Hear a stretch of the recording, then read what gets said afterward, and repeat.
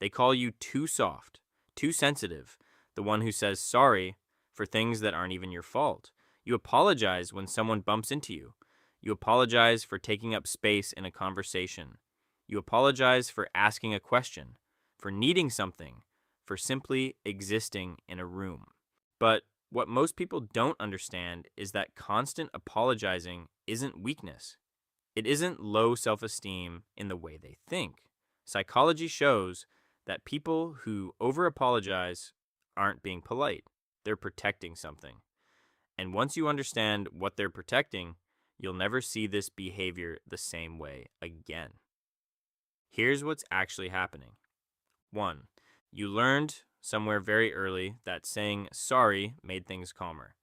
Have you ever apologized to end a tense silence, even when you knew you'd done nothing wrong? That's not random. Children who grow up in unpredictable emotional environments learn that apologizing is the fastest way to lower the temperature. It becomes a reflex before it ever becomes a choice. Psychologists call this fawn conditioning, a survival response where you appease before conflict can escalate. It's not a personality flaw. It's a nervous system that learned very young that peace was something you had to earn. You're not weak. You're someone who learned to read a room before you learned to read a book. 2. You apologize before anyone has even reacted. Sorry, this might be a stupid question. Sorry, I know you're busy. Sorry, I'm probably overthinking this. Notice how the apology comes before the actual thing you wanted to say. That's not humility. That's preemptive shrinking. Research on social anxiety calls this self-deprecating bracketing, wrapping your words in apology so that if someone reacts badly, you've already agreed with them. You can't be rejected for something you've already rejected first. It's not that you don't have things to say. It's that you've trained yourself to apologize for the space those things take up. 3. You take the blame for things that were never yours to carry. A friend has a bad day, and somehow you wonder if it's because of something you said 3 weeks ago. A coworker is short with you, and you replay the entire conversation looking for what you did wrong.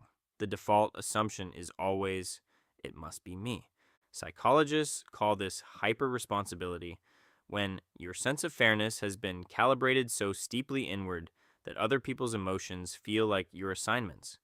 It's not that you're paranoid, it's that somewhere along the way you were taught that other people's feelings were your job to manage. You're not too sensitive, you're someone who feels responsible for emotional weather you didn't create. 4. You say sorry for needing things that everyone needs. Sorry for asking for help. Sorry for being tired. Sorry for needing space. Sorry for feeling hurt. Have you noticed that you apologize hardest in the moments when you're allowed to need the most?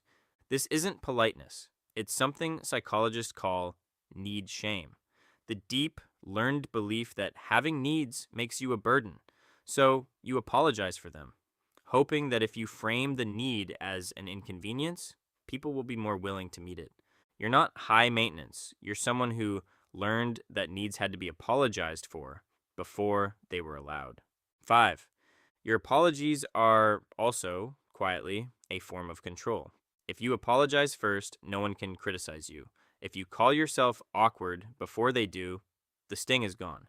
If you label yourself too much before someone else does, you stay in charge of the narrative. It feels like humility, but it's also a way of holding the steering wheel. Psychologists call this reputational preemption, a self-protective strategy where you control your image by criticizing yourself first. It's not vanity, it's exhaustion. You're tired of being misread, so you read yourself out loud before anyone else can. You're not insecure. You're someone who's been misunderstood enough times to start narrating yourself. 6. You apologize so often because you feel the impact of your words more than other people do. When you say something that lands wrong, you don't just notice, you feel it.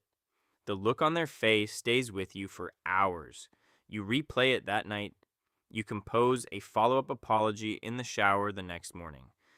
Other people forgot the moment 30 seconds after it happened. You're still carrying it. This is what psychologists call high relational sensitivity. Your nervous system tracks emotional microshifts that most people don't even register. The apologies aren't excessive to you, they're proportional to what you actually feel. You're not overreacting, you're reacting to a layer of reality other people aren't tuned into. 7. Underneath all of it, you apologize because you're genuinely trying to be a good person.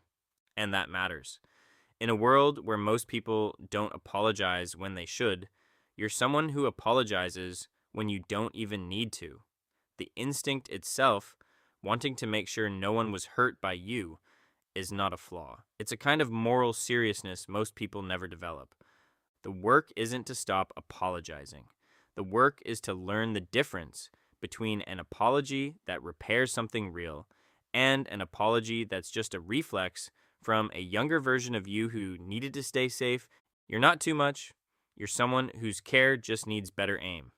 Here's the bottom line. Apologizing for everything doesn't mean you're weak, broken, or low in self-worth. It means you learned somewhere very young that softness was the safest way to move through the world. You feel deeply. You notice deeply. You care deeply. And the same instinct that makes you apologize too often is the same instinct that makes you one of the few people who would never hurt someone on purpose. The goal isn't to become someone who never says sorry. It's to become someone who only says sorry when they mean it and stops apologizing for the simple fact of being here. If this is the kind of psychology that helps you understand yourself a little more clearly, hit subscribe because the next video might put words to something you've been carrying your whole life without ever being able to name.